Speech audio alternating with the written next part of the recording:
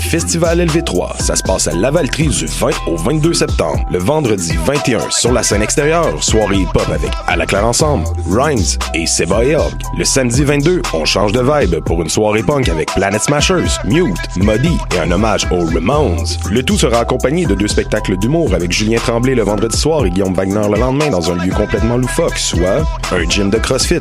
Pour vous procurer des billets, c'est au www.lv3festival.com. Hey, vous saviez que choc.ca ce n'est pas que du podcast?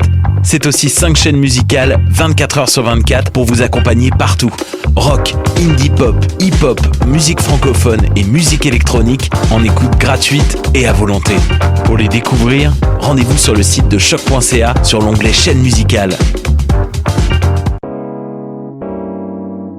T'as raison, ma Brenda, c'est le résumé des nouvelles de la communication, du marketing, de la publicité et des médias en moins de 10 minutes. Chaque semaine, mets-toi à jour de l'actu, que tu sois professionnel du métier ou pas. T'as raison, ma Brenda, c'est le vendredi à 8h sur choc.ca. Le reste de la semaine en podcast et aussi sur Facebook. Pool Hip Hop, c'est ta référence en matière de hip-hop sur les ondes de choc.ca. Chaque semaine, entrevues, chroniques, actualités et mix thématiques te seront présentés dans une ambiance décontractée. Le meilleur du hip-hop, ça se passe chaque semaine sur les ondes de choc.ca. Podcast, musique, nouvelles. Vous écoutez choc.ca.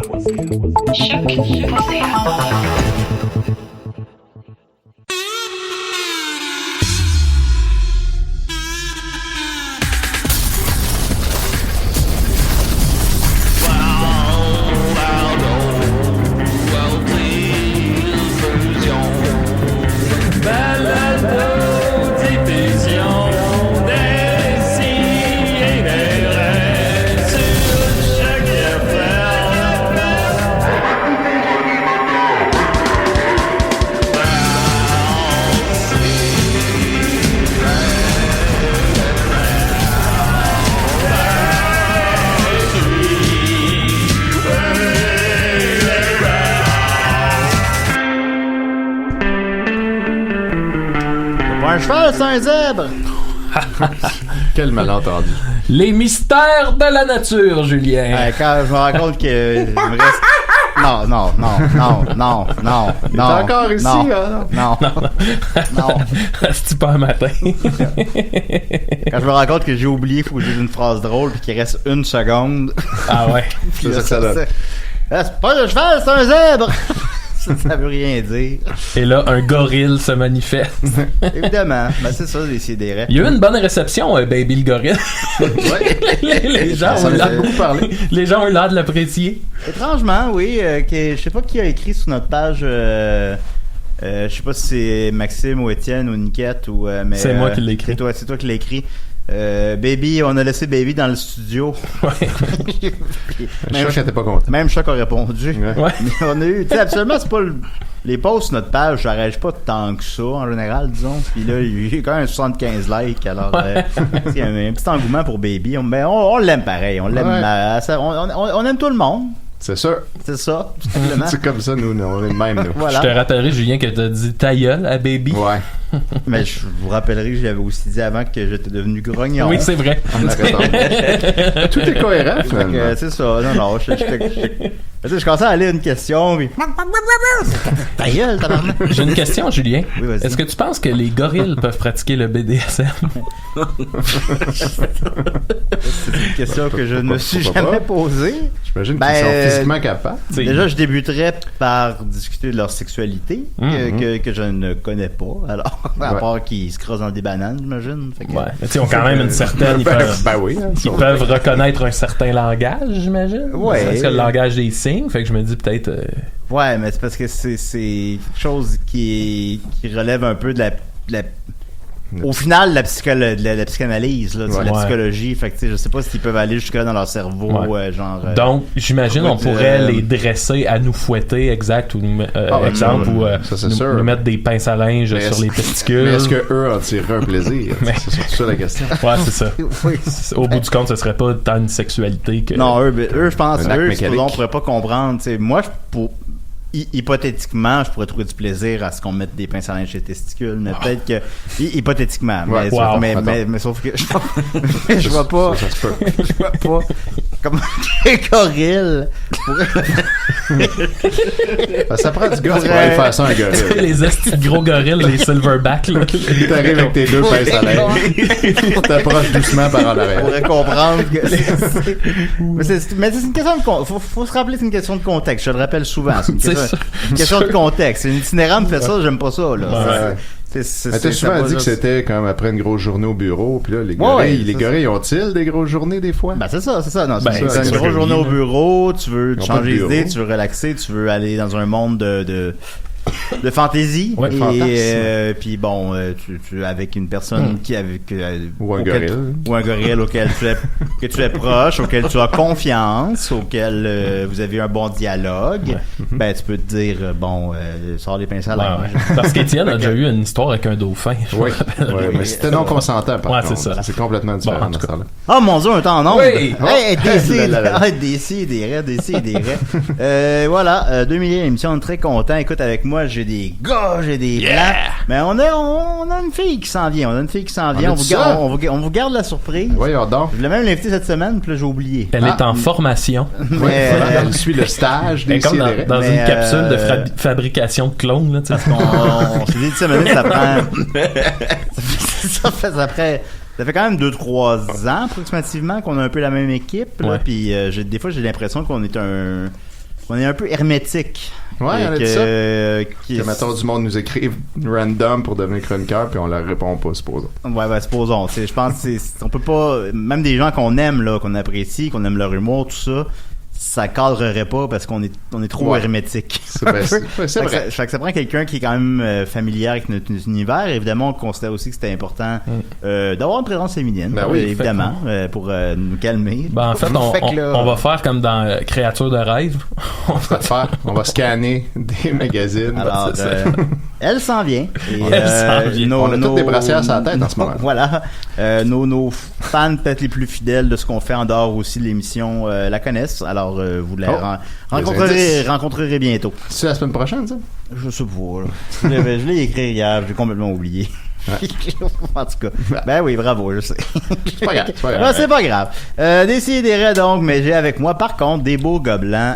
Décidérez tiennent. Yes, c'est bien moi, on me surnomme souvent comme ça. Décidérez tiennent. Oui, c'est parfait. C'est un peu long. Hein. Ouais, un peu. Marais Étienne. Oui. Voilà. Fait que ça fait combien de temps que ton fils a quitté la maison?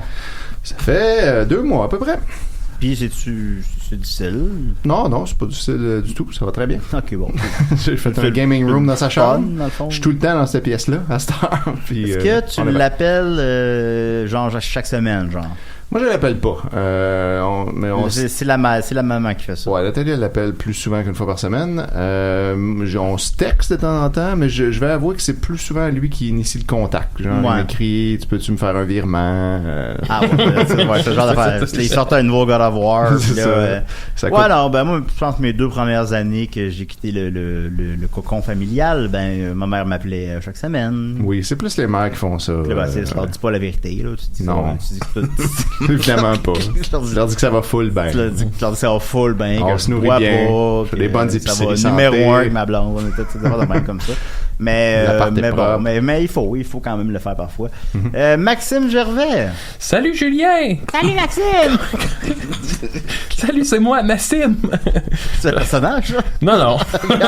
Ça bien lui. Oui. Ça va bien. Je suis content d'être là.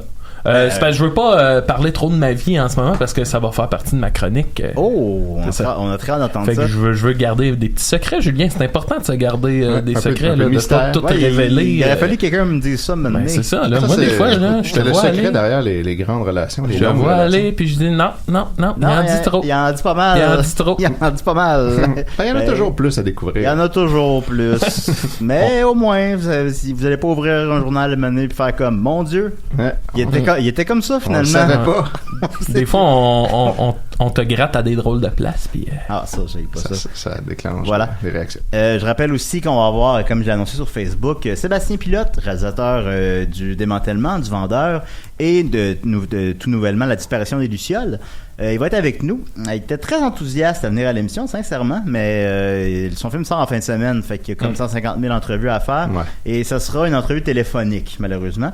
J'ai dit de nous appeler vers 11h15. C'est une entrevue par chat Facebook. Ouais, mais on avait interviewé D-Natural par téléphone. Ça aurait super bien été. C'est vrai.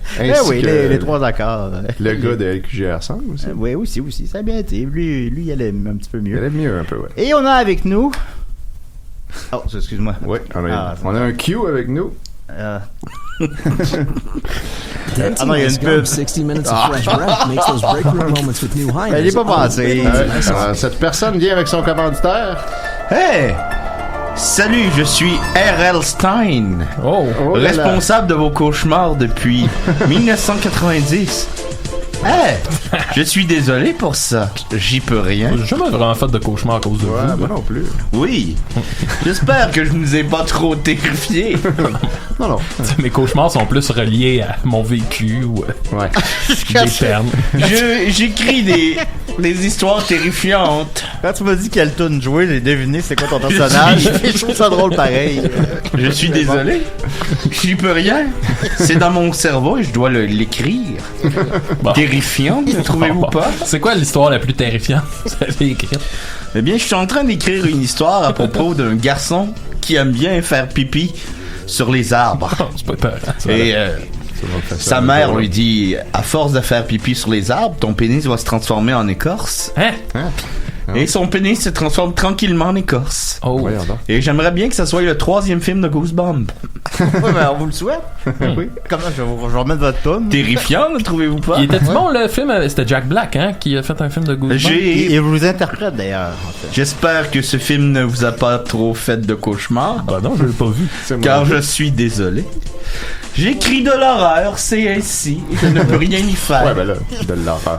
L'autre jour, j'étais dans un autobus et j'ai imaginé une histoire complètement terrifiante. J'ai une question pour vous. RL, c'est pourquoi? Roland Luc. Roland Luc Stein. Roland Luc Stein. Moi non plus, je ne le dirais pas. Ouais, je comprends. C'est excellent. Alors, j'étais dans un autobus et j'imaginais une histoire d'un homme plante. Ok, c'est très végétal. Dégoulinant de substances vertes. Chlorophylle. Si vous faites des cauchemars cette nuit, je suis pour rien, moi. Ouais, mais bon. Mais moi, il me semble, là, des Goosebumps, j'ai comme pas d'histoire de Goosebumps qui me revient en tête, alors que, mettons, Fais-moi peur, j'en ai plein, là. Tu sais, le nez du clown. Vous ne souvenez-vous pas de l'histoire du bibliothécaire monstre? Ah, non. Non, je sais pas, c'était quoi? C'était mon histoire favorite à l'époque. C'était d'un bibliothécaire. Oui. Et qui se méfierait d'un bibliothécaire? Ouais, effectivement. Il était un monstre et ses yeux sortaient de sa tête. Ah. Terrifiant, ne trouvez-vous pas? Oui, mais qu'est-ce qu'il faisait? Il faisait peur à une petite fille. Il était juste. Et la petite fille en parlait à ses parents. Car les adultes sont très refermés sur le monde de la terreur. C'est vrai. Et le monde. C'est pas vrai. Je viens de me rappeler. Et un instant de terminer, mon cher ami. Je sais que vous êtes terrifié, mais rien ne pourra vous empêcher de frémir à cette histoire. Bon. Alors, la petite fille le dit à ses parents, et ses parents disent c'est impossible. Non. Les monstres n'existent pas parce que les adultes ont trop peur d'avouer qu'ils ont peur, mais pas moi. Et ils invitent le bibliothécaire à manger. Et finalement, ils mangent le bibliothécaire. Hein? Quoi? Ils mangent le bibliothécaire? Les parents? Terrifiant, ne trouvez-vous ça? Ils mangent le bibliothécaire? Oui. Fait qu'eux aussi sont des monstres. Mais qu'est-ce qu'un monstre? Oui, c'est une bonne question. Terrifiant, oui, n'est-ce pas? C'est très terrifiant, tout ça. Oui, mon Dieu. Sinon, j'ai fait un cauchemar que j'aimerais bien écrire. Je m'ennuie de Baby. Oui, finalement. C'est un homme, un enfant en fait, bon, qui va dans la cave et découvre une amulette qui réveille une ancienne momie. Oh non. Et je ne peux vous en dire plus. C'est jamais vu. Sinon, j'aimais bien aussi l'épisode que c'est des jeunes qui jouent dans un ben de garage et qui s'enduisent de lotion à bronzer. Et finalement, ça leur fait pousser des poils partout. Ils se transforment tranquillement en chiens. Vous trouvez ça déjà terrifiant? Bah, c'est pas tant que ça. C'est pas... Mais au final, c'était des chiens transformés en enfants. que la lotion les a juste ramenés à leur état normal. Je me souviens que quand j'étais au primaire, j'avais lu un Goosebump, puis c'était un jeune garçon. Terrifiant. Non, c'était pas si... il trouve un appareil photo, puis quand il prend des photos, ça démontre le futur, des futurs pleins d'accidents puis de morts. J'avais imaginé cette histoire en lisant une légende amérindienne qui disait que les Amérindiens croyaient que les photographies volaient les âmes. Ouais. J'ai lu ça, moi. Cette histoire, non, je ne crois pas. Cette histoire ignorée du grand public, eh bien, c'est moi qui l'ai exposée aux gens. Mêlez pas les Amérindiens à tout ça, là. J'ai entendu dire que Stephen King était très jaloux de moi. Ah oui, franchement. Ah, c'est sûr que entre vous deux. C'est le maître de l'horreur. Le maître de l'horreur? Moi, je suis le maître de l'épouvante. Ah. Il n'y a pas d'épouvante sans horreur, mais il y a de l'horreur sans épouvante. C'est vrai, ça? Franchement. Moi, il y a ça dans la chanson thème, comme un chien, puis ça fait ruff, ruff, ruff, ruff, ruff. Eh bien, c'est terrifiant. Je pourrais vous raconter comment j'ai trouvé cette twist terrifiante. J'étais chez nous et je buvais de l'alcool et j'ai vu par la fenêtre un chien attaquer un enfant. Ah, et j'ai sauté sur ma machine à écrire. C'est bon. Et j'ai écrit. Quelle bonne réaction. Ouf. Mais on dirait que c'est jamais super recherché, là. Non? Oh. Ah oui? Quand est-ce que vous avez pu voir un pantin maléfique? Ouais. Excusez-moi, Monsieur Stein, on a un appel. J'espère que c'est Stephen King. Non, je pense que ça doit être notre invité. Décidérez. Hello. Oui, hello. Vous êtes bien Sébastien Pilote? C'est bien ça. Ah, comment ça va? Yeah. Ça va bien? Ouais, ça va bien. T'es où, là? Là, je suis au Saguenay. Ah, ben, je vais permettre de te tutoyer. D'ailleurs, c'est au Saguenay que tu as filmé ton dernier film, c'est exact? Oui, j'ai tourné tous mes films dans la région. En fait, j'ai tourné le démantèlement puis le vendeur au Lac-Saint-Jean. Là, c'était la première fois que je tournais au Saguenay, pas loin de chez nous. C'est comme Stanley Kubrick, j'aime ça, pouvoir venir dormir à la maison à la fin des journées de tournage. Là. Est-ce que tu fais ça, dormir à la maison après les journées de tournage? Ou, Oui, je dors très bien à la maison. Alors que mon équipe, tout le monde est à l'hôtel, puis moi, j'aime ça être chez nous. Toi, tu n'invites pas les gens chez toi à venir dormir chez toi? J'invite les gens à venir prendre des cafés à la maison, à tour de rôle, parce que j'aime ça faire des cafés. Oui. Ah oui? Mais non, pas pour le dodo, non. Ça, c'est quelque chose qu'on sait moins de toi. D'abord, on va commencer par le début. Évidemment, tu es un réalisateur. Tu as réalisé Le Vendeur, Le Démantèlement, et en fin de semaine, on sort La Disparition des Lucioles, c'est exact? C'est ça. Il est en salle depuis vendredi, en fait, depuis le 21. Ah oui. T'as souviens à date? Je sais pas, j'ai hâte de voir les chiffres. Je sais qu'il y a eu beaucoup de monde qui m'envoie des trucs, des messages qui me disent qu'ils sont trop beau bien, puis qu'il y a une file d'attente, puis que la salle est pleine, puis que les réactions sont bonnes. Fait que j'ai hâte de voir, mais on attend les chiffres du premier week-end. J'ai très hâte de voir. Ben, moi-même, je l'ai vu, en fait. Je l'ai vu lundi, c'était au Théâtre Outremont. Oui. Puis c'était plein, j'ai vu, il y avait Guylaine Tremblay était là. Ben oui, oui, c'était là. Elle m'a écrit un beau message d'ailleurs après. Elle m'a dit qu'elle avait aimé le film. Ah oui, elle a fait ça. Ben oui. Es-tu sur Facebook? Facebook, ben oui, Facebook. Ah ouais. C'est une vedette qui est sur Facebook. Mais là-tu un pseudonyme? Très bonne question. Je pense que oui. Oui, quand même. Je vous le dirai pas, c'est quoi. Ok, d'accord. Non, fais pas ça. Mais la salle était pleine. Ben évidemment, c'était une première et tout. C'était un autre contexte, là, on s'entend. Mais la salle était pleine et les gens étaient très, très, très réceptifs au film. C'était quand même très le fun, là, sincèrement. Oui, non, c'est sûr. C'est des belles projections parce que c'est... on le sent dans la salle quand les gens sont connectés avec le film, quand ça réagit vraiment des fois à des gags qui sont plus subtils, quand on sent une connexion. Fait que c'est une belle projection, un bel accueil. C'est un moment que j'attendais parce que on a présenté le film avant en République tchèque à Karlovy Vary, au festival de Karlovy Vary. Oui. Ensuite au festival de Toronto, puis on a fait l'ouverture du festival de Québec. Fait qu'évidemment j'attendais. Il y a beaucoup de monde que je connaissais qui était à la projection de Montréal, à l'Outremont. Fait que des beaux moments, des moments qui sont stressants, énervants, parce que c'est des gens qui ont un regard aiguisé là, par rapport au cinéma. Des amis cinéastes, et toi qui étais là, qui a un regard aiguisé. En plus, j'étais dans la dernière rangée, par exemple. Ok, ça fait un regard très aiguisé dans ce cas-là. Ouais, ça, à ce moment-là. Ouais, Julien. Mais oui, tu m'as apparu même un peu stressé, je crois. C'est à la fin, tu as dit bon, ben, on va se prendre un verre.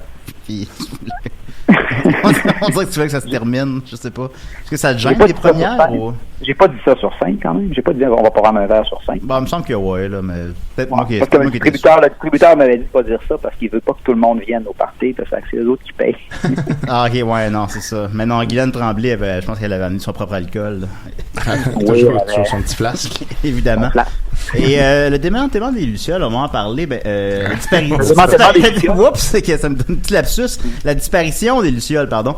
On va en parler. J'ai vu tes 3 films, puis s'il y a quelque chose que je trouve en fait, t'en as un autre qui s'appelle Dust Bowl Aha court-métrage, mais lui, je l'ai pas vu, par exemple.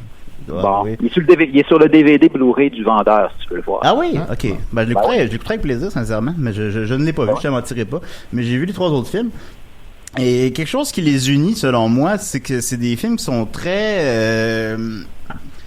qui chacun peut en faire sa propre lecture, je trouve. En particulier le démantèlement. Je l'avais vu, c'était dans le cadre du festival du film de Montréal, de je sais pas quoi. La salle était pleine, puis les gens posaient des questions à la fin, tout ça, et quelqu'un avait dit qu'il avait trouvé la fin particulièrement triste, et quelqu'un avait dit qu'il avait trouvé la fin particulièrement lumineuse.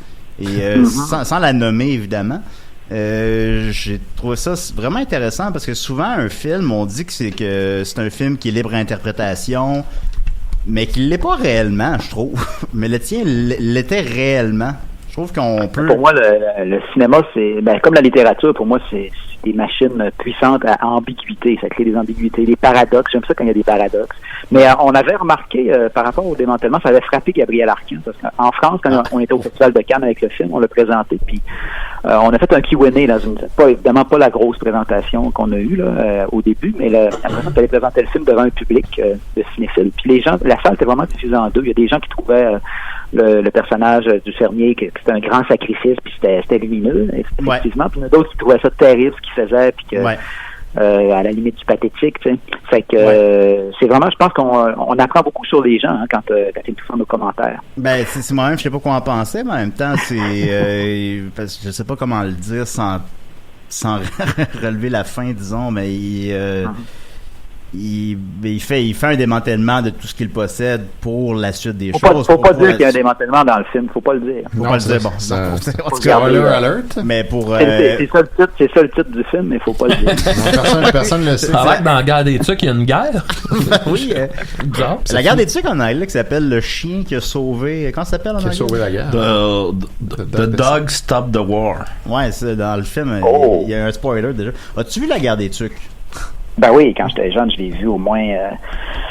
je l'ai vu des dizaines de fois, c'est sûr. C'est un film qui m'a marqué. J'ai vraiment aimé ça. Sébastien, j'ai une question pour toi. Je suis R.L. Stine, l'auteur de Chair de poule. OK. Tu me suis? Et j'aimerais savoir, est-ce que je t'ai déjà terrifié? Terrifié? Oui, avec mes histoires de chair de poule. Non. Non. Sinon, c'est quoi tes films d'horreur préférés? C'est une bonne question.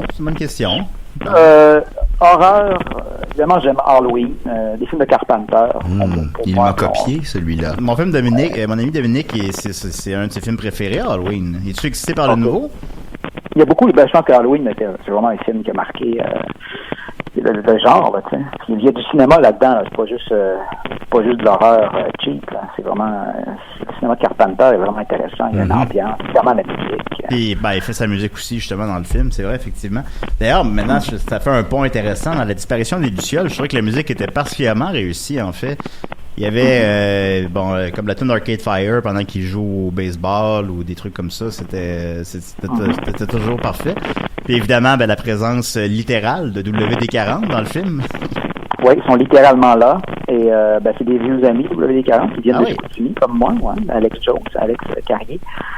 Et quand j'avais besoin d'un groupe, je leur ai demandé, ça leur faisait plaisir de le faire. C'est super parce que je trouvais que ça marche bien dans l'histoire. Là. Puis je trouve que ce genre de groupe, je trouve qu'il y a une poésie dans sa musique, dans ses paroles. C'est un de nos grands paroliers, je pense. Oui, puis avec Félix Leclerc et Michel Rivard, c'est un de nos meilleurs paroliers. On compare souvent les trois, c'est vrai.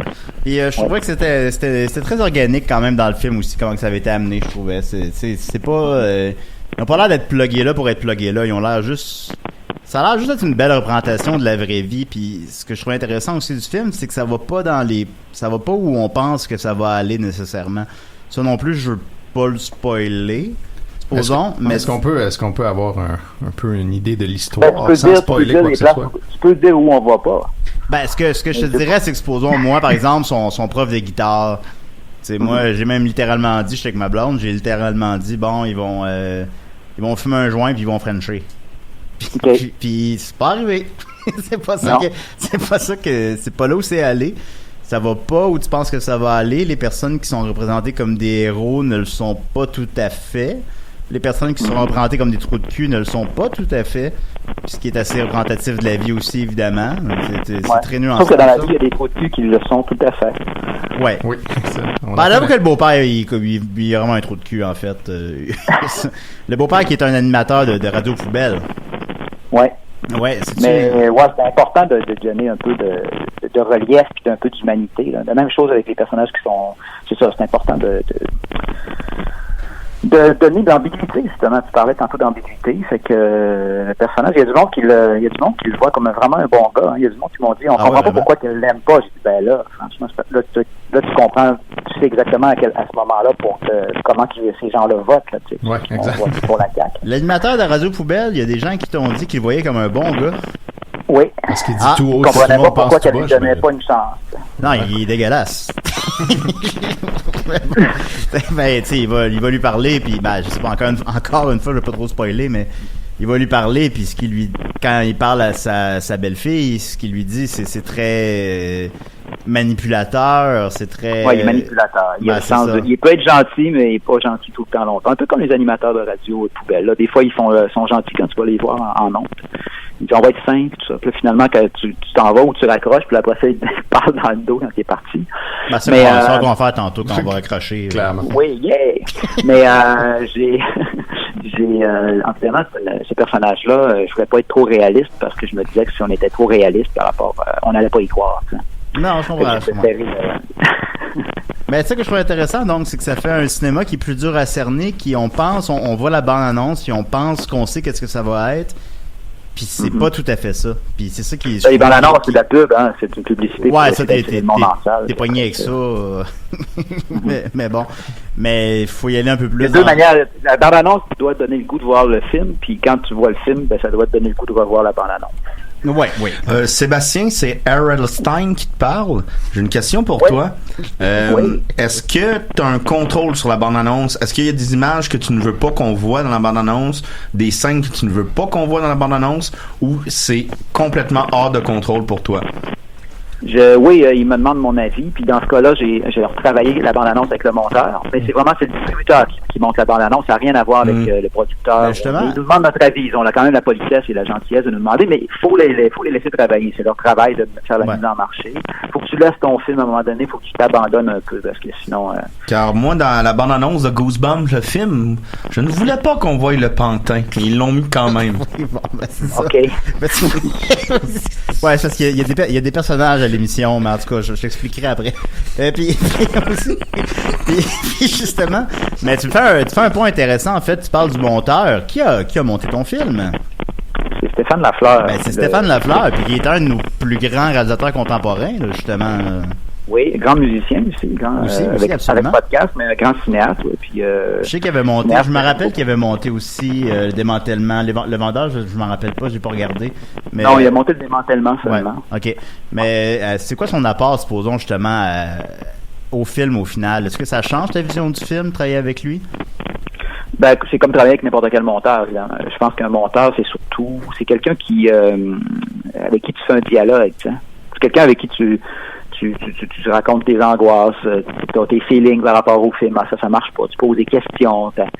c'est un dialogue que tu sais un peu comme après ça, tu vas pouvoir faire un dialogue avec le spectateur, mais c'est vraiment un interlocuteur, comme un psychanalyste. Il a l'air tellement gentil. Il doit être gentil. Il a l'air fin. Oui, il est gentil. Il a l'air vraiment fin, pour vrai. Est-ce qu'il a dit, il me semble qu'il est passé avec podcast dans le film, il a-tu dit ça, ou... Non, j'ai pas osé lui demander. Non. Mais c'est lui qui avait monté, le vidéoclip de Arcade Fire, de la chanson qu'on a dans le film d'ailleurs. Ah, il a travaillé 2 fois sur la même musique. Ouais. Ok, non, je savais pas ça. Non, c'est bien quand même. Ah, puis la scène est très efficace là-dessus aussi, effectivement. En terminant, écoute, on n'a pas le choix d'en parler. T'as travaillé... Joël Martel. Oui, ben voilà, t'as deviné ma question. T'as travaillé avec le prince du temps. Joël Martel, qu'est-ce le gardien, c'est pas le prince du temps, c'est le gardien des clés. Ah ben ça dépend des jours. Ouais, hein. Qu'est-ce qui a mené à cette collaboration-là? Je le connais, j'aime beaucoup ce qu'il fait aussi sur le web. Je trouve que c'est une personnalité. Puis en plus, il est pas tout le temps. Tu sais, des fois, il y a de l'humour absurde, tout ça, mais de temps en temps, il nous sort des pointes d'humanité, puis parce qu'il écrit aussi dans les journaux ici, entre autres dans la région. Je connais ça fait longtemps, c'est quelqu'un que j'aime beaucoup. Je trouve que c'est un très bon acteur. Et il est bon acteur, puis il est bon dans le film. Puis moi, quand j'ai vu le film, excuse-moi de t'interrompre, et quand j'ai vu le film au Théâtre d'Outremont, encore une fois, chacune de ses lignes, les gens riaient. Ouais. Mais évidemment, il y a un passif. Évidemment, il y a un passé qui fait que c'est ça. Il amène sa personnalité. Le fait qu'il soit connu, ça teinte le film. Ça riait pas à Carlo Vivari quand j'ai présenté en République tchèque. Ouais, ça me dépasse, ça, par contre. Ça, en République tchèque, les gens, ça les laisse indifférent qu'il y ait Joël Martel dans le film. Mais je trouvais ça drôle de lui donner comme ça un petit expression. C'est pas un caméo parce que c'est un petit caméo. Mais c'est ça, je le vois un peu comme c'est parce que c'est le porteur, c'est le gardien des clés dans le film, c'est lui qui remet les clés au personnage principal. Dans le fond, il lui donne le pouvoir de la lumière. Oui, c'est vrai. Il fait littéralement ça. Oui. Regarde, tu vois, tu m'éclaires sur le film. Moi, j'ai une question. Oui. Joël a déjà raconté, je me souviens pas dans quel podcast, mais il avait raconté qu'il était allé voir un spectacle. Il s'était assis avec toi, et au moment où les lumières se sont ouvertes, il y avait Mario Pelcha d'assis avec vous autres. Est-ce que ça te dit quelque chose? Ouais, ça te dit-tu quelque chose? Joël, il fume, hein, des fois. Peut-être, mais il disait que quand les lumières se sont ouvertes, il y avait toi, puis t'étais avec Mario Pelcha, puis que là, il réalisait qu'il venait de regarder un spectacle avec Mario Pelcha. OK. Je sais que j'ai déjà vu un spectacle, puis Mario Pelcha est assis pas loin de moi, avec la même table. OK, mais t'es pas ami avec Mario Pelcha. Je le connais, j'ai déjà parlé, j'ai déjà rencontré, mais j'ai pas. Non, je suis pas. Okay. Il vient du Lac-Saint-Jean, mais on ne connaît pas plus que ça. Ouais. OK, fait que vous n'êtes pas allé voir le spectacle ensemble. Non. C'était pas ma date non plus. Bon, ben ça annule ma question. C'était format cabaret, puis je me souviens de l'avoir vu, mais je me rappelle pas que Joël était là. Ah oui, il était là, c'est vrai. OK, ben t'as bien raison. OK. Ben en tout cas, c'est pas. Moi, je me demandais c'était quoi ta relation avec Mario, mais là, finalement, il n'y en a pas. Puis, supposons avoir le meilleur film canadien de l'année, c'est le fun? C'est pas le meilleur film canadien de l'année, on a gagné le prix au Festival de Toronto, le meilleur film canadien du Festival de Toronto. Ben, c'est ça, c'est le meilleur film canadien de l'année, non? Non, c'est juste une semaine, le festival. Fait que c'est pas toute l'année. C'est pas le meilleur film de la semaine. C'est beau. En tout cas, bon, c'est mieux que moi. C'est un prix qui est prestigieux. J'étais surpris d'abord parce qu'il y avait des gros films là, au Festival de Toronto, canadien. Puis, mais c'est quand je pense à la liste des films qui ont reçu ce prix-là au fil des années, c'est comme Atom et Goyan ou Jean-Marc Vallée, ou Robin Aubert l'année passée, Maxime Giroux. Évidemment, c'est super. Giroux qui a travaillé à Saint-Tech, lui aussi, il était commis comme moi, puis comme moi, il s'endormait en salle. Fait que ça me donne de l'espoir. Okay. Moi, je travaillais dans un terrain de balle molle, puis j'ouvrais les lumières. J'étais le gardien aussi des clés. Oui. J'avais le pouvoir de la lumière. Est-ce que tu travaillais là avec Mario Pelcha ou est-ce qu'il était là des fois, non? Non. Mais voyons. Mario Pelcha parlait au micro et annonçait les prises et les balles. Ah! Deux prises! Deux prises, deux balles! Hey, Sébastien Pilote, on pourrait se parler encore très longtemps. Je te parlerai de comment se porte le cinéma québécois. Je te parlerai écoute, mais je vais te laisser aller. Je sais que tu as une grosse journée, tu as beaucoup de promotions à faire aujourd'hui. Non, aujourd'hui, je suis en congé c'est ma première journée depuis 2 semaines je suis en break. Finalement, on avait le temps. Sébastien, je suis revenu dans ma région hier sous la pluie, là, je suis en vacances. Ouais. Sébastien, avant de partir, je suis R.L. Stein. As-tu une question pour moi? Oui. C'est une question pour toi? Oui. Allez-vous retourner voir le film? C'est important de voir les films 2 fois, 3 fois. Je vais y retourner. OK. Mais toi, tu l'as même pas vu. Tu l'as pas vu, toi? Ben, je vais y aller 2 fois. Je suis R.L. Stein, le maître de l'épouvante. OK. Fait que... Ouais, bon. J'aurais aimé ça être avec vous autres. Je suis désolé d'être par téléphone. J'aurais aimé voir... Ah, ça nous aurait fait plaisir. Ben, je sais, non, mais tu nous l'avais offert. Tu m'avais dit que t'aurais pu hier, mais... Hier, je pouvais pas. Fait que c'est ça. Mais on s'en prendra. Écoute, ça nous fera plaisir. Au prochain film, qui sait.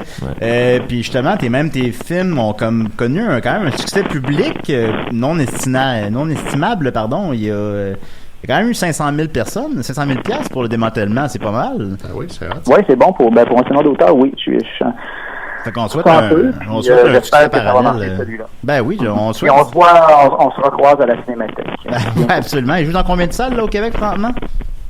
24 ou 25, je pense. Ben c'est pas si pire, c'est pas si pire. Fait qu'aller voir La disparition des Lucioles, moi je l'ai vu personnellement et sincèrement j'ai beaucoup apprécié ça. Merci Sébastien Pilote, et je te souhaite un bon voyage. Salut Mario. N'aie pas trop peur. Ok, au revoir. Sûrement aller voir ça ce soir. Oui, ça a connecté avec R.L. Stein. Ça marche. Je pense qu'il a jamais su. J'ai peut-être dû expliquer qu'il y a des personnages. C'est normal d'avoir peur de l'inconnu. Oui, c'est vrai, c'est vrai. Voilà. Très gentil ce Sébastien. Il est très gentil. Puis on s'est parlé un peu sur Facebook dans les 3 derniers jours pour l'invitation justement, puis vraiment il est super chill. Puis je l'ai rencontré à la Cinémathèque, puis on a juste parlé de Joël Martel, puis c'est vraiment un chic type, puis il fait ces 3 films, je les conseille fortement.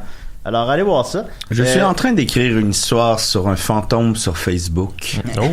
Mais elle est tellement terrifiante que je n'ai pas le droit de la publier. Est-ce que ça met en scène Mario Benjamin qui a peur des fantômes sur Facebook? C'est trop terrifiant. Le gouvernement américain m'interdit de le sortir. Ben voyons. Ça se peut pas, ça. C'est pas vrai. Je suis désolé pour vos cauchemars. Il y a des lois contre la peur. Voilà, on va continuer. Ben, comme je mentionnais dans le film, il y a la présence de WD-40 qui joue 2 tunes, dont La Forêt, qui a été réalisée par le bassiste ou guitariste, je sais pas trop. Là. J'ai déjà écrit des histoires qui se passent en forêt. Bon, oui. C'est un setup classique. Et on va écouter cette chanson-là à des si et des ré. Des si et des forêts.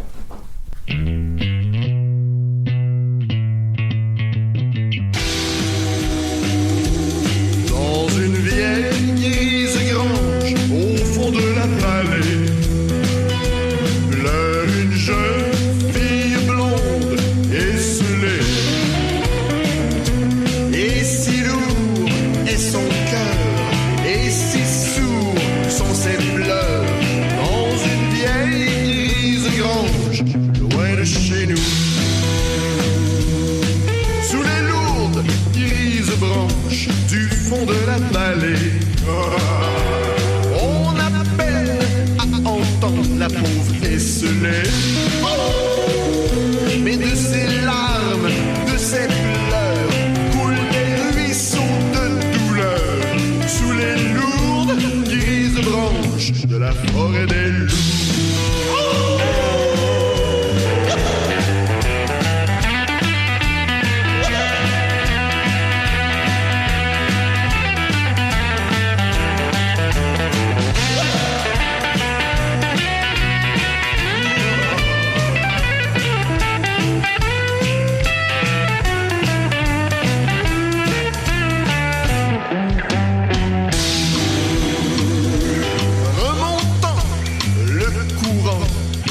De la vallée, un saumon au cœur vaillant s'en va frayer. Dans les larmes, dans les pleurs, dans un ruisseau de douleur, un saumon au cœur vaillant ira se sacrifier. Et les arbres s'étendent au fond de la vallée, sur une sombre forêt oubliée, où les guéris, où les pleurs font des montagnes de douleur, où les arbres s'étendent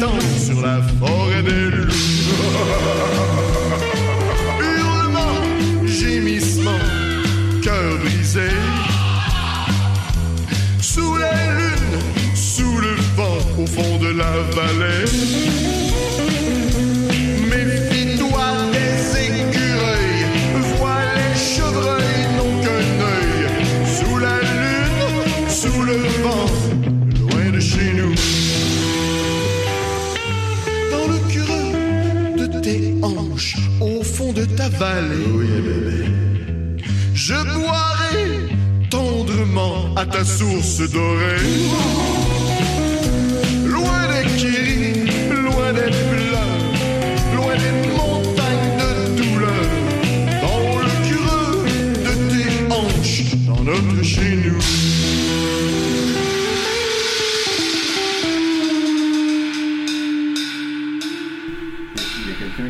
Dans le creux de tes hanches, mon Dieu Seigneur, c'est WD40, vous avez pas la langue dans votre poche. Oh! Alors, encore une fois, allez voir le démantèlement des Lucioles. Disparition. Tabarnak de calice. Oh, il est grognon. Il est grognon. Je suis rendu grognon.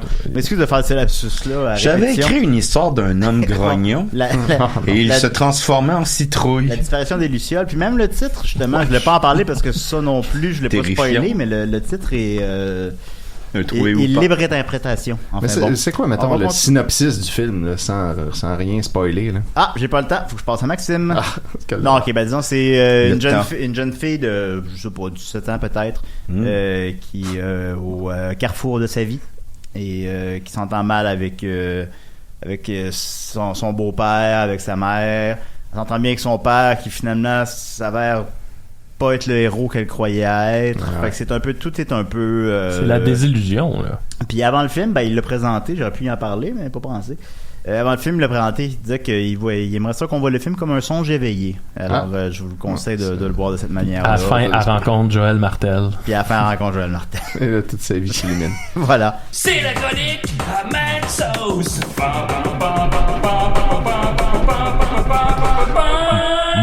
Mouchi.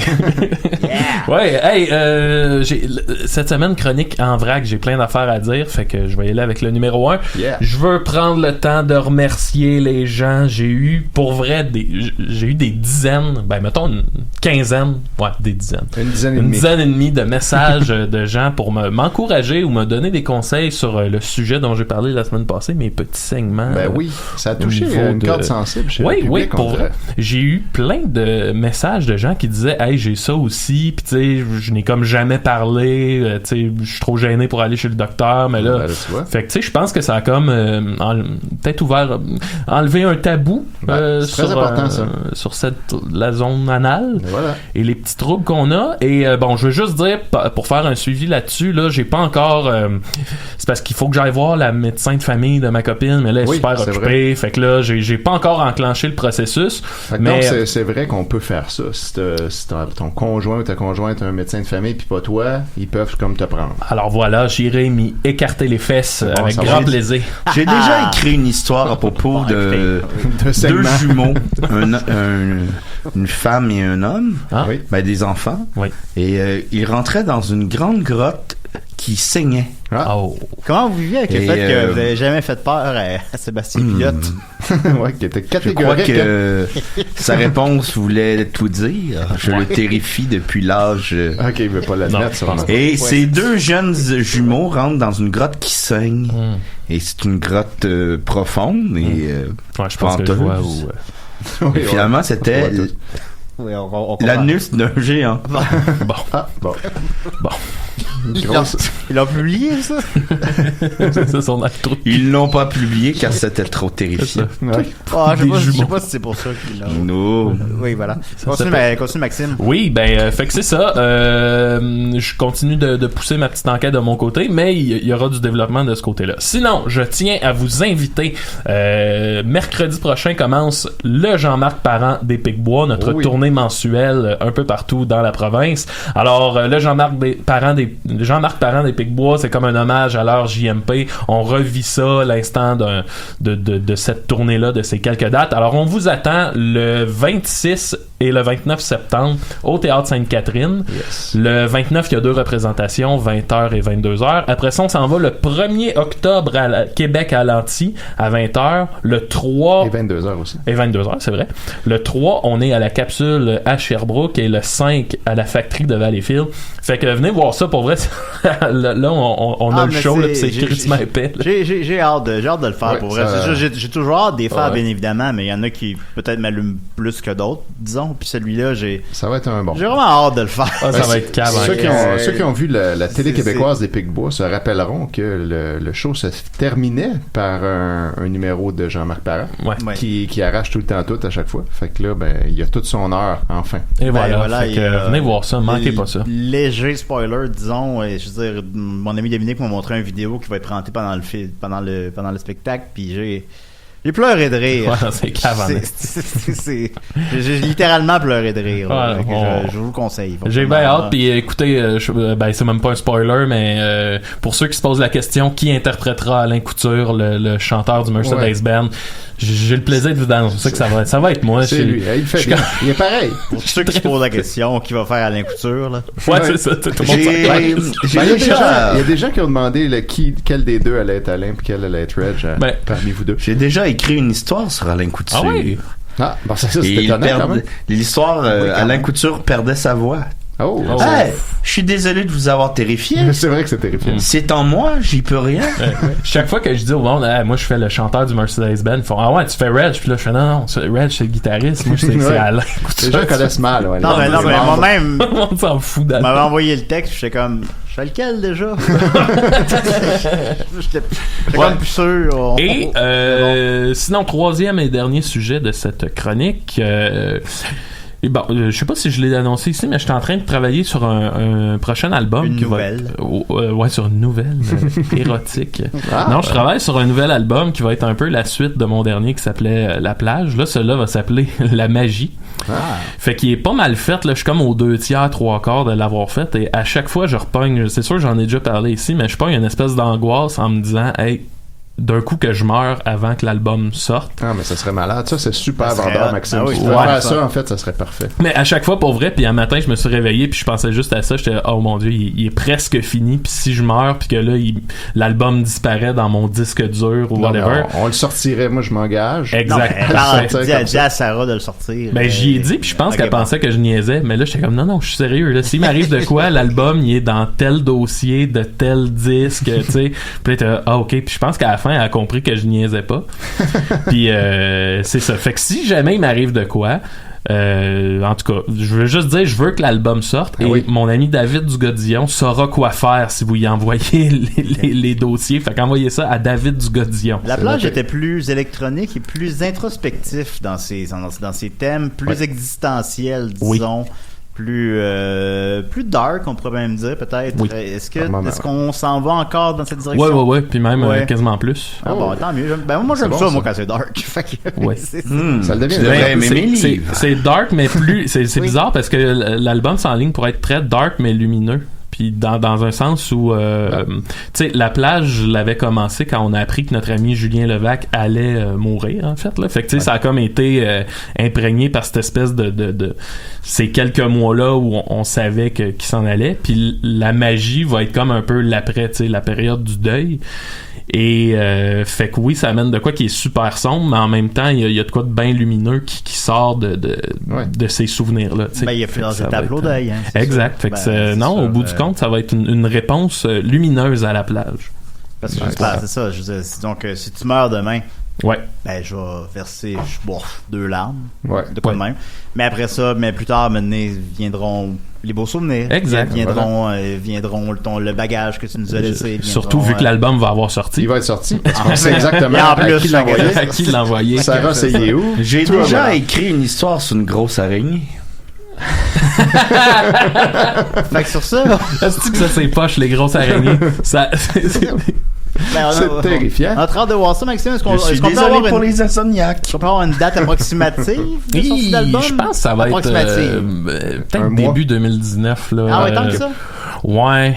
Parce que c'est le temps de l'envoyer, le temps de la conception de la pochette, pis ces affaires-là. Un petit spoiler, là. Est-ce qu'il y a une collaboration encore avec Jake pour la pochette? Non, je vais aller ailleurs. Ok. Ouais. Ça va nous surprendre. Ça va nous surprendre, c'est sûr. Parce qu'il dessine bien, Jake. Oui, il dessine super bien. Mais c'est ça, j'aimerais ça faire peut-être pas une trilogie, mais puis j'aimerais ça que chaque album ait comme faire appel à un ami qui est artiste visuel. Un ou une amie. Oui. Fait que voilà, fait que ça ferait comme un... Oh, fait que ça va être une fille. Tu viens de l'avouer. Ça va être une fille. Peut-être. Tu viens de l'avouer. Ça va être Constance Harvey. Ça va être Gabrielle Letitley. On sait pas. En tout cas. Oui, c'est bien désagréable. J'ai tout deviné. J'avais déjà écrit une histoire sur un petit garçon qui devinait tout.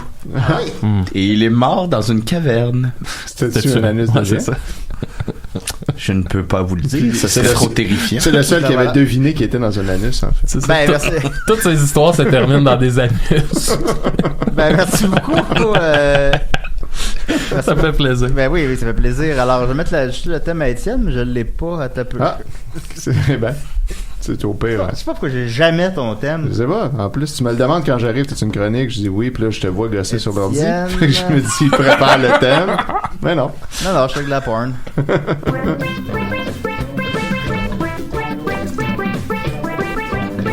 chronique d'Étienne Morin, c'est bien mieux que de sa gueule.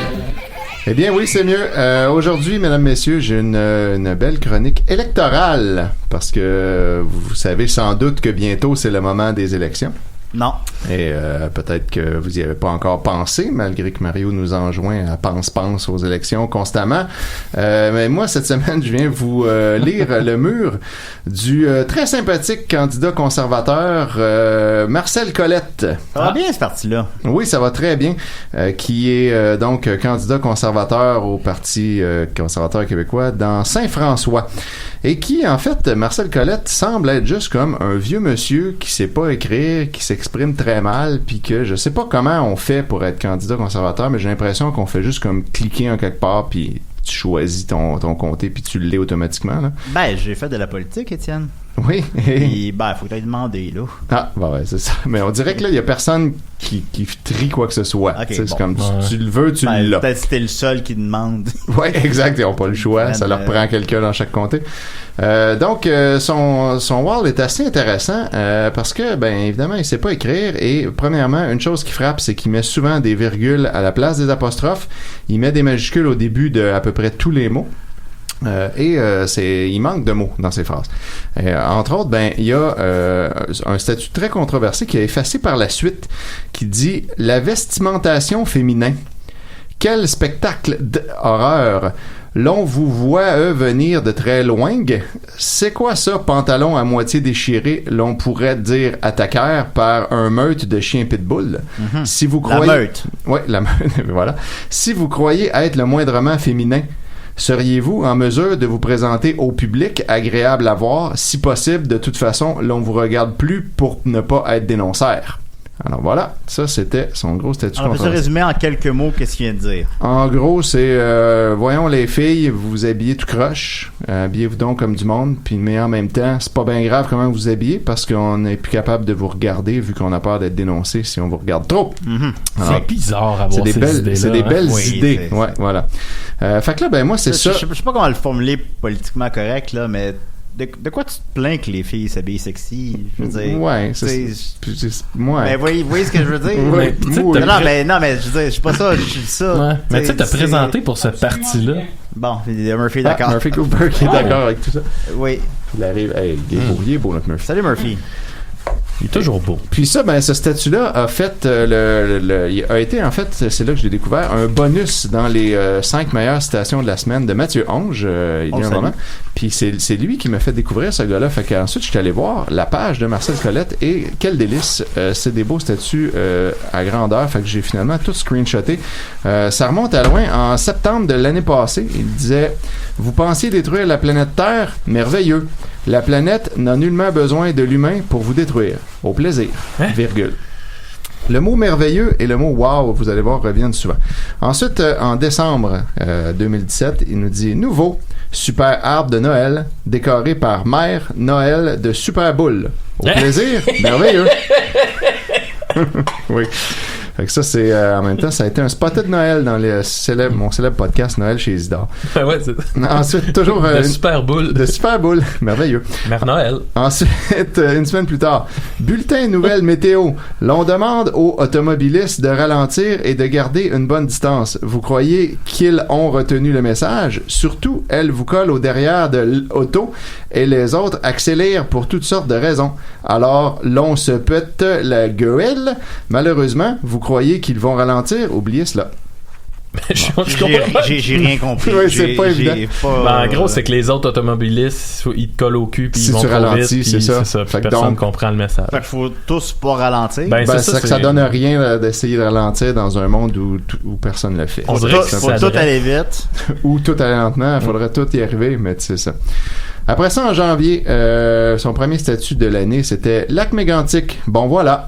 Les taxes payeurs continuèrent de procurer des permis de construction moins de égale 100 pieds égale du chemin ferroviaire. Un wagon dérailleur, mesure égale 112 pieds égale. Hein? La logique est l'utilisation de l'intelligence. Alors, si parfois le pire arrive, s'il vous plaît, venez pas chialer. OK, qu'est-ce que tu penses qu'il essayait de dire? Là, celle-là, c'est vraiment flou. Parce que là, sérieusement, je comprends pas ce qu'il dit. C'est pas évident, celui-là. J'ai l'impression que ce qu'il essaie juste de dire, c'est bien normal qu'il va arriver des accidents comme ça, de la façon que c'est géré. Fait que si vous laissez ça gérer de même, venez pas chialer si le pire arrive. Ça, je pense, mais... Si sa famille était touchée par ça, supposons qu'il aurait le même discours, j'imagine? Oh, clairement. Oui. Il est intègre, c'est un conservateur. Alors ensuite, quelques semaines après, vous voulez savoir, sortie de bons gentlemen soirée de danse? Elles sont tous en ligne, la solitude, merveilleux. Au revoir. Hein? Wow. C'est pas évident. C'est-tu la danse qui est en ligne? C'est-tu de la danse en ligne ou l'événement est en ligne? Ou les soirées de solitude sont tous en ligne, genre chaque soir et la même Attends, soirée. répète ça, là, parce que là... Ouais, c'est difficile, celle-là, je le cache pas trop. Vous voulez savoir, sortie de bons gentlemen soirée de danse? Elles sont tous en ligne, la solitude, merveilleux. Au revoir. Je pense qu'il veut dire en ligne, je pense qu'il veut dire comme sur le web. Puis là, donc, on se voit plus en vrai. Tous les événements se trouvent sur le web, fait que bonne solitude. C'est ça, parce que dans le fond, mais je suis pas sûr. Non, là. Ça a bien de l'allure, ça, Julien. Bravo. Ok, merci. Et après ça, l'année passée, en fait, cette année, pour ta fête, Julien, le 2 février, Marcel Colette écrivait... J'ai 35 ans. Vous voulez savoir, les marchands de l'agroalimentaire, l'histoire de fixation du prix du pain et autres produits, les revenus de vente pour les marchands sont de 100 à 500% par produit. Les revenus de producteurs animaux et culture sont de 15 à 25% sur base annuelle. Voilà, vous en êtes informés. Voilà. Ça, on est informé. Oui, pour ceux qui voulaient savoir. Ensuite, rapidement, les Montréalais, vous avez un Trump, vous l'avez mis dehors. Bonne chance. Ça s'appelle comment? Inbox. Les deux bras en l'air. Hein? Ouais. On dirait que c'est un algorithme, là, mais pas tout à fait au point. Ouais, qui essaie de générer des statuts. Qui crée des statuts, ouais. Ça se peut. Bon, OK. Les générations antérieures semblent dire « L'on a construit le Canada et le Québec. La nouvelle génération n'en veulent pas. » Laissez-les donc chialers, pas trop respectueux. Ils disent « Nous sommes beaucoup plus intelligents. » Non, ils sont juste plus informatisés. Merveilleux. Attention de ne pas vous rattraper vous-même. Bonne chance, surtout les féminins. Les féminins. Oui, ça, surtout les féminins. Voilà, c'est ça. OK, essentiellement, c'est un truc contre les jeunes. Les jeunes, ils se pensent intelligents parce qu'ils sont sur le web. C'est ça, mais en fait, puis avec une pointe envers les filles à la fin qui n'a pas rapport avec rien. Exact, parce qu'il est un petit peu sexiste pour aucune raison. Ah ouais, c'est bon. Merveilleux, vive l'anarchiste, le respect, la politesse, bien non. Vous êtes les enfants Roy Dupuis. Vulnérablement, ils sont très brillants. Le mensonge, l'hypocrisie, le vol, les commerçants devront tout mettre sous verrou ou bien cordialement avoir caméra et un suivi policier. Nous, vous souhaitons une merveilleuse génération anarchiste. Ben voilà, les jeunes, c'est tous des voleurs. Ben oui. Ben, petit dernier, mon Étienne, on va y aller avec Murphy après. Ouais. Non, j'ai rien préparé. Parfait, alors un petit dernier, mon Étienne. Alors. La place. Alors, je te conclue avec un autre statut anti-jeune. La gratitude. Si nos arrière-parents revenant à la vie pour une année, recevoir les revenus de gouvernance actuellement octroyés aux citoyens, vous savez ce qu'ils mentionneraient? Il dirait merci infiniment à la vie d'être bien cordialement traiteur ainsi. La génération actuellement d'aujourd'hui, très égoïste et très peu reconnaissante, ne sauront jamais dire merci à la vie. C'est nous autres, ça. C'est vous autres, ça, les gars. C'est clairement nous. Ben, c'est sûr qu'entre notre génération et la sienne, si on se base là-dessus. Ouais. Alors, peux-tu nous rappeler, on parlait de qui? On parlait de Marcel Colette, candidat conservateur dans Saint-François. Alors, allez voter. Je me demande combien de votes. Tiens-nous au courant sur le nombre de votes Oui, que tu vas je vais avoir, checker ça. parce qu'on a accès à ces chiffres-là. Ben voilà. On va voir, est-ce que tu vas avoir eu plus de votes dans ton comté à toi dans le temps que lui? 166, alors... Je prédis que oui, t'en as eu plus que ce qu'il va avoir. Je serais sincèrement insulté si j'en avais moins que lui. Enfin bon, fait que merci beaucoup, Étienne. On va continuer avec Murphy. Murphy Cooper, le détesteur. Murphy Cooper, le détesteur.